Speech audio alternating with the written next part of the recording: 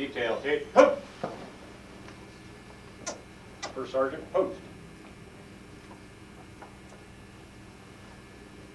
I'd like to welcome all of you to our Pendleton District 51 Memorial Services, especially to Mrs. Garrison, Mrs. Jones, widows of the troopers killed in the line of duty. Also, Waldo and Susan Walling, who are special guests with us today. Other department members, the sheriffs, retired state police members who are with us today, local agencies, public officials, Department of Corrections people, families, friends, and other guests. This time I'd like to introduce Richard Castle, who will give our invocation. In addition to those who were killed in the line of duty, Troopers Garrison and Jones, we also recognize today employees who were employed at the time of their death here at Pendleton. Chief Radioman Gray Mitchell, Sergeant Dick Scholl, Trooper Jeff Powers, and Senior Trooper Al Walton. Let us bow our heads together in prayer. Our gracious and loving God, we do come this day in loving memory of these who have passed on before us. We ask that you would surround the families that are represented here of those who have lost their lives in the line of duty, who have died while they were employed. We ask that you would surround them with love, with comfort, with peace. We ask, O God, for your presence with us this day. And we ask that you would especially be with all of our law enforcement officials as they work throughout the year to protect the life and limb of all of us and our families. We thank you for this great country and for the freedom that we have, thanks in a large part to our law enforcement officers. We ask, O God, for your blessing upon all these who have come, that you would minister to us and to the needs that we bring this day. Amen.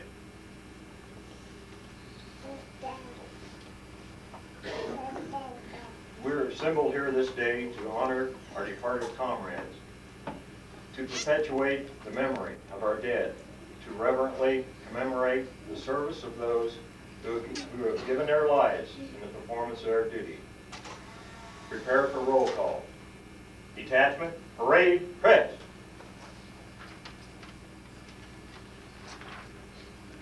Eugene Tay, Indianapolis, Indiana, headquarters.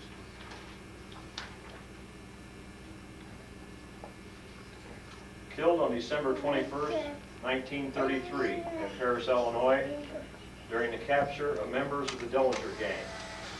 Paul Minimus, Logansport, Indiana, Lafayette Post.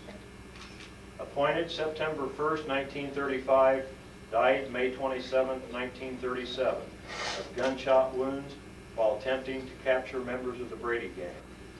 Ray Dixon, South Bend, Indiana, Dunes Park Post. Appointed September 1st, 1935, died June 28th, 1938, of gunshot wounds inflicted while attempting to apprehend members of the Easton Gang. George Forrester, Seymour, Indiana, Seymour Post.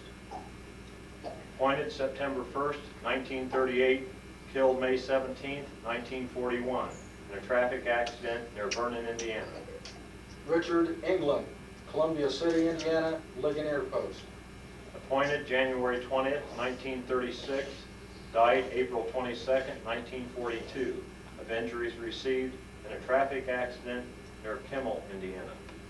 Herbert Smith, Shelbyville, Indiana, Connorsville Post. Appointed November 2nd, 1942, killed December 5th, 1946, near Shelbyville, Indiana, when fired on by a traffic violator. Robert Clevenger, Centerville, Indiana, Connorsville Post. Appointed September 1st, 1952, died September 8th, 1953, in a traffic accident while chasing a violator. Hubert Roush, Indianapolis, Indiana, headquarters. Appointed July 14th, 1941, killed in an automobile accident near Indianapolis on January 26, 1955. Earl Brown, Columbus, Indiana, Seymour Post. Appointed October 16th, 1940, killed August 31st, 1955, while searching a suspect. John Miller, Lafayette, Indiana, Lafayette Post. Appointed September 1st, 1941, killed September 5th, 1955, in an airplane crash while on Labor Day patrol. Don Turner, Auburn, Indiana, Ligonier Post. Appointed November 1st, 1946, killed January 28th, 1956, by an automobile while assisting a wrecker pull another car from a ditch. Marvin Waltz, New Albany, Indiana, Charlestown Post.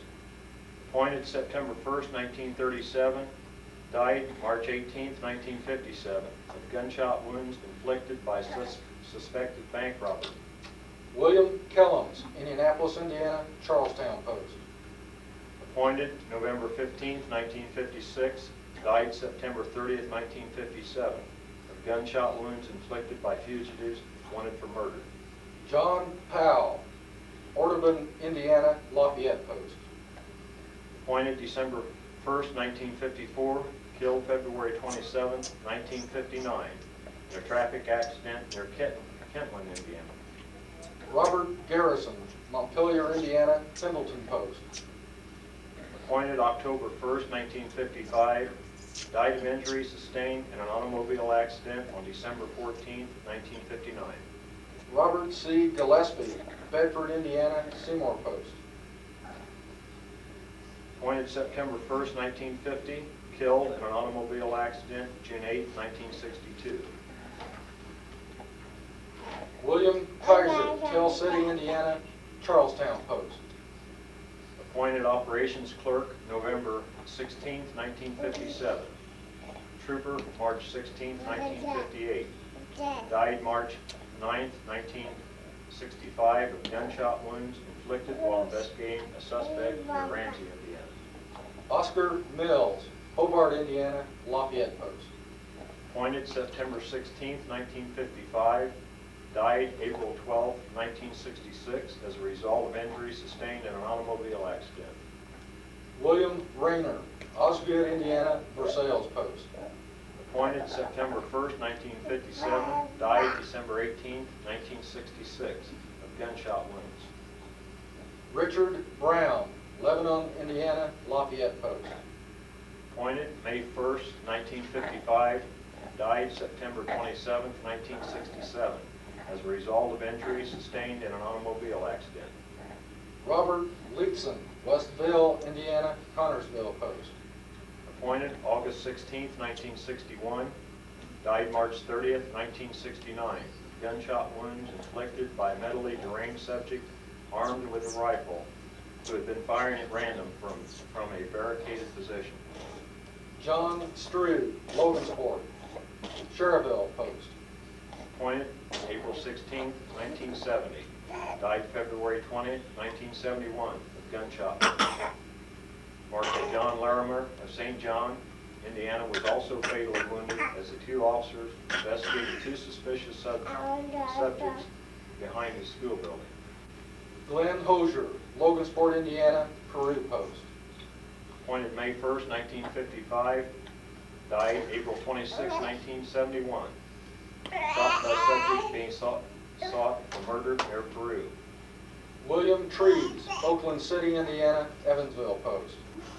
Appointed September 1st, 1968, died June 26, 1972, in an automobile accident while chasing a violator. Lawrence Meyer, Sellersburg, Indiana, Charlestown Post. Appointed September 1st, 1968, died February 2nd, 1974, of a heart attack during foot chase of an escaped prisoner. Lewis Phillips, Michigan City, Indiana, Dunes Park Post. Appointed February 27th, 1973, died April 16th, 1975, as a result of injuries sustained in an automobile accident. Roy E. Jones, LaPel, Indiana, Pendleton Post. Appointed October 17th, 1976, died July 3rd, 1979, in an automobile accident while en route to assist the Marpleville Town Marshal. Robert Lather II, Greentown, Indiana, Peru Post. Appointed December 15th, 1974, died July 6th, 1982, in an automobile accident as he assisted the Howard County Sheriff in the pursuit of a driver traveling at speeds in excess of 95 miles an hour. Stephen Bailey, Richmond, Indiana, Headquarters. Appointed November 26, 1979, died December 10, 1983, weapon discharged while attempting to serve a warrant. John E. Hatfield, Evansville, Indiana, Evansville Post. Appointed January 28, 1973, died April 13, 1987, shot while leading emergency response team into the residence of a suicidal subject near Posey, Indiana. Also, there are 3 additional officers that we wish to recognize who died in the line of duty from local agencies in the Pendleton District. Francis W. Castor, Noblesville Police. Noblesville, Indiana, appointed July 16, 1948, died July 28, 1948, as a result of injuries sustained in a motorcycle accident while in patrol in Forest Park. Malcolm E. Grass, Hancock County Sheriff's Department. Appointed January 1st, 1972, died May 8, 1986, as a result of gunshot wounds while arresting 2 suspects for extortion. David K. Brown, Westfield Police Department. Appointed January 15th, 1968, died January 11th, 1969, as a result of gunshot wounds while arresting a suspect for livestock theft. In conjunction with the National Police Memorial Week, we would also like to recognize and honor the 163 police officers killed, and also including 13 state troopers that were killed during 1989, and also those officers that have lost their lives thus far in 1990. These are our fellow officers who have given their lives in the service of the Indiana State Police. When they departed this life that we still enjoy, they left but memories of a warm friendship, loyalty, and devotion to service. The greatest tribute in our power to pay our departed comrades is a reverent acknowledgement of our obligation to remember them. It has been said that the strength of the Indiana State Police Department lies in the character of its people.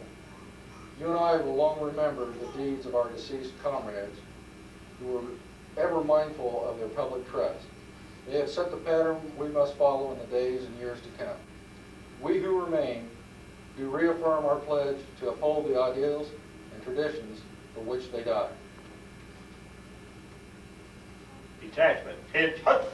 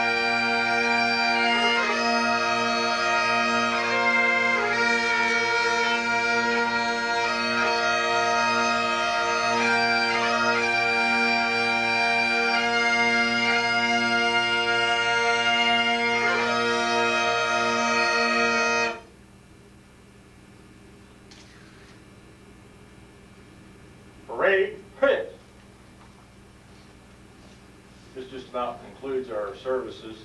We have one more little item to finish. Be sure when you leave the room here that you go to the garage. We have refreshments, food that a lot of us have prepared and brought in.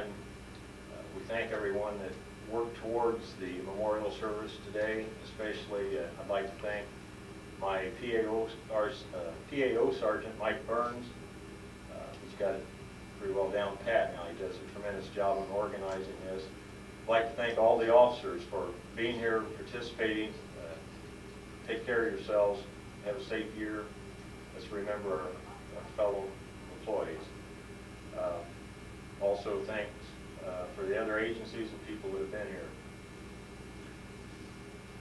This time, I would like for Trooper Keith O'Donnell, Corporal John Starkey to come up here. After our good friend Al Walling passed away a few months ago, talked to his parents at one time about the possibility of us obtaining his duty weapon. And even though Al didn't have 20 years on the department, he did have 15 years. So all of us here at the Pendleton district, and I believe even some outside the district, pitched in, and as this weapon became available and we were trading them in for automatics, we bought the weapon back. And at this time we're going to present it to Mr. and Mrs. Walling, to Susan and Waldo. We all here think a lot of them and thought a lot of their son Al. And in memory of him, for all that he's done for us, I'd like to have two of his best friends present.